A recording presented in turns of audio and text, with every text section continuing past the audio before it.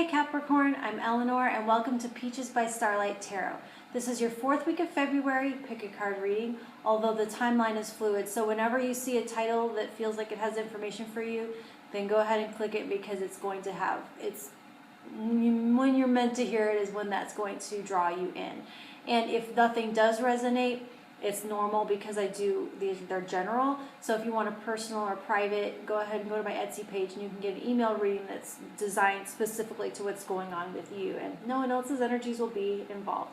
If while you're listening you do hear something that is of service to you, hit that like button and let me know. And if you hear something that you feel like someone you know would benefit from, go ahead and share my channel. And that will help them, and it'll help me as well grow as a newbie, all right?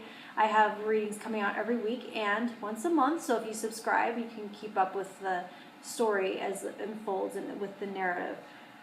Go ahead and comment below and let me know how the Hierophant as a structure of time has been influencing you, how your relationship of time has been changing as we go through this month. And you can also comment any questions you have because I know I kind of talk fast and gloss over some things. So if you want to dive in, go ahead and comment. We'll have a conversation. I would love to do that.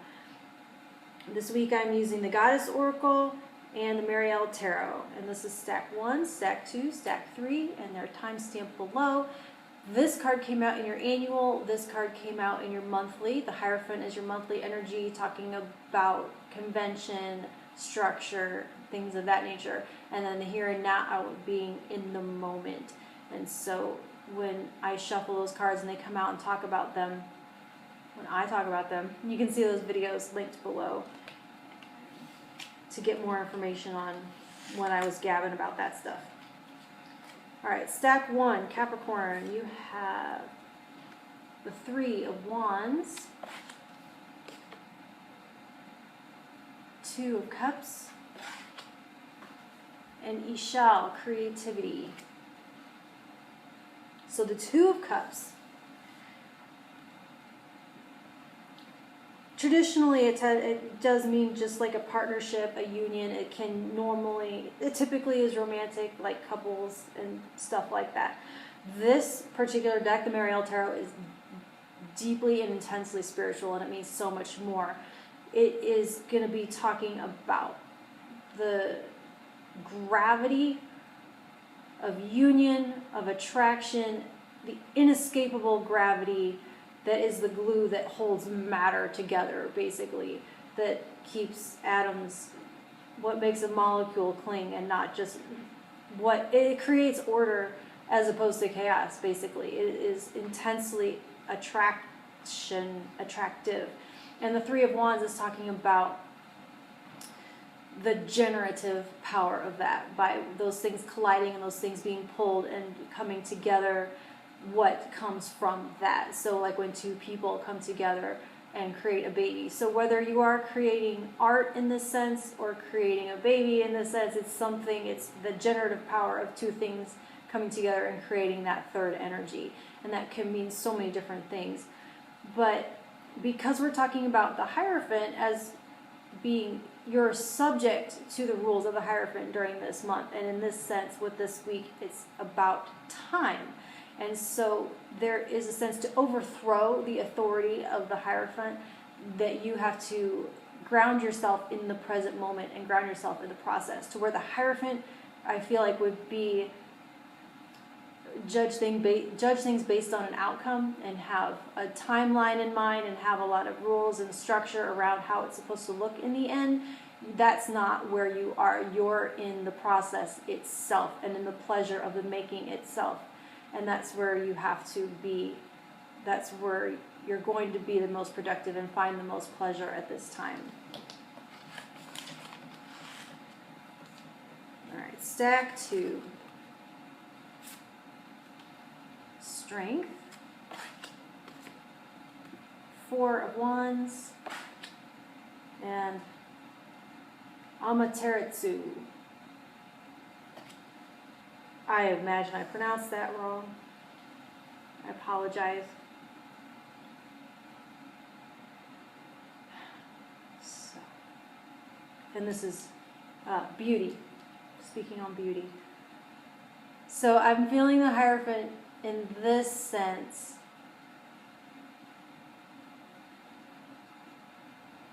talking about conventional standards of beauty, like Barbie, like the models you see on TV and all of this stuff.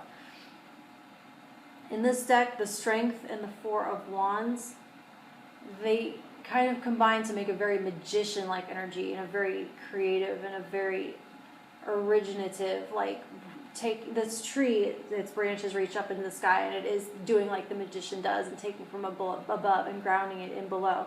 And the Strength card in this is talking about being so much in your integrity that no one can mess with you, because your insides and your outsides match so thoroughly, and you aren't ever in fear of being called out or being wrong, because you are so sure of yourself and your authenticity that you can't be rocked in any way.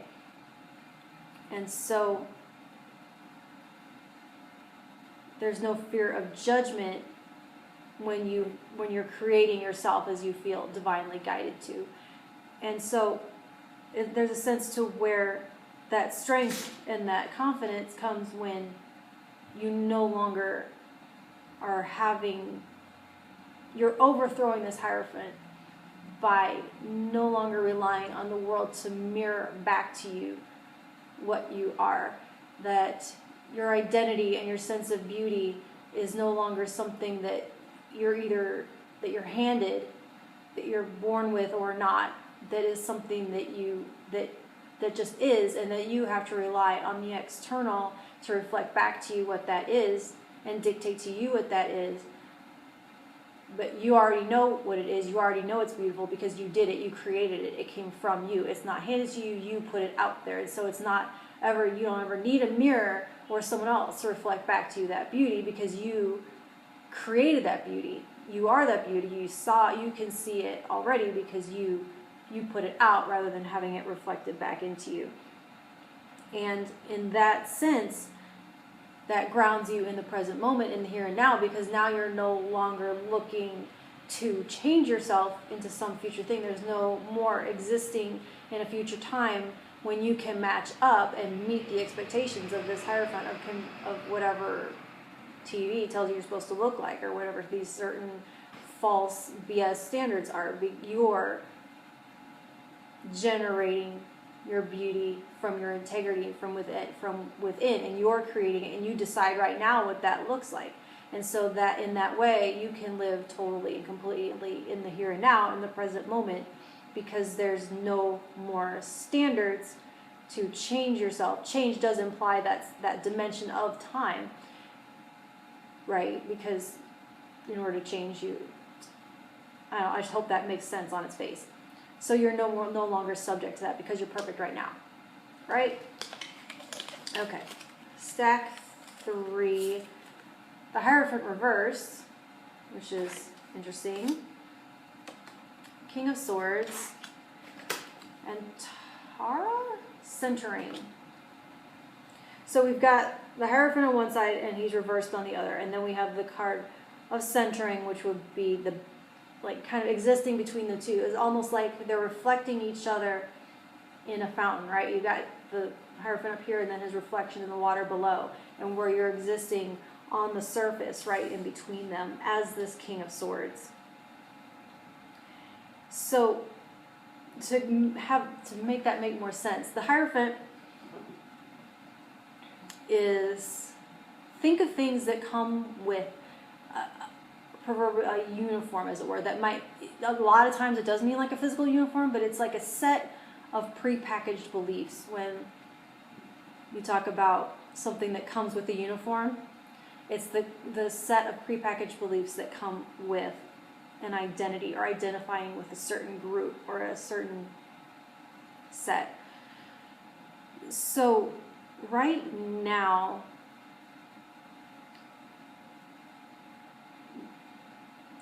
is a very specific sliver of time where you're being asked to unpack and take out that prepackaged set of beliefs, and to tease out what is yours and what isn't. And so open it up. You've bought into the system, you've bought into this program, and you are in this, and you subscribe. I want to say you're subscribing to this set. And so now you open it up, and you might be realizing that not everything in there is for you. This is going to be a really super hyper simple example of this, but I had recently bought a deck, and I was really liking it. It was super cute and nice, but one of the cards had a slur in it. It was the G word, and I was like, I can't, what do I do? Do I hope the card never comes out? Do I get rid of the deck, resell it? Do I just take some of the cute pictures and have them framed and throw out the rest? I was like, I don't know how to operate. So, and I chose, after a lot of thought, maybe you would have come to this sooner than I did, I don't know, but there was this idea that I felt like the deck had to remain whole. Like whatever I chose, the deck had to be intact in some way, whether I gave it away or threw it away, it had to be intact. And then I was like, hold on, I can just take that card out and use the rest. The deck is fine, I just have to take that card out. I can let go of the idea that they all have to be there for it to be usable. And it can be like politics too. You'd be like, well, I identify as such and such, and I feel like a lot of people are like, well, I am this or I am that, and so they take the entire list of this is what you believe in. Each of these issues, you have to be on this side or that side of them. That's like these are the parameters of what it means to be this. And it's like, so if you believe one of these things on this list, and so you're like, well, that's why I'm a that thing, do you look at the rest of the things on that list and go, well, I don't really believe that, but I'm this, so I guess I have to. Do you do the whole list because of the one thing that binds you to that identity? Or can you separate those things out and say, this is what I believe and this is what I believe, but this thing doesn't resonate, and I don't have to believe that just because I believe this. They aren't glued together. They aren't inextricable. You can take and pick and choose what works from that prepackaged set of beliefs. And that's what you're called to do right now in your present moment, and to ground you in your present moment. Okay? All right, Capricorn, I'll talk to you in a week. Thank you.